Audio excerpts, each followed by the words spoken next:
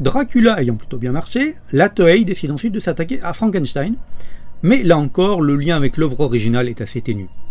Certes, le pitch de base est identique. Le docteur Victor Frankenstein donne naissance à une monstrueuse créature. Seulement, ça s'arrête là. Tant l'intrigue que les différents protagonistes n'existent pas dans le roman, hormis l'épouse de Victor. On notera également la présence d'un inspecteur de police complètement calqué sur Columbo. Et toute l'histoire se déroule par ailleurs dans la campagne suisse. Non, on ne dira pas Heidi, alors qu'on voyageait beaucoup plus dans l'histoire initiale.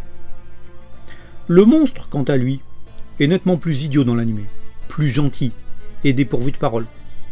On ressent une certaine empathie pour lui, et j'avoue que la fin m'a ému. Mais ne nous y trompons pas, on va avoir droit à des morts en pagaille, et parfois de manière assez sanglante.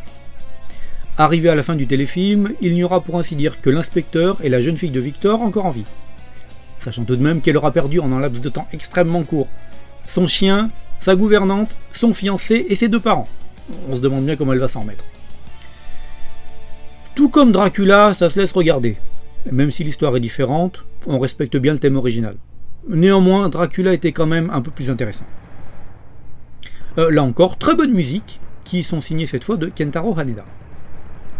Et pour mettre la main dessus, waouh, si Dracula était sorti en VHS en France, ce ne fut pas le cas pour Frankenstein, qui n'a pas été édité au Japon non plus. Mais ça semble toutefois être sorti en Italie.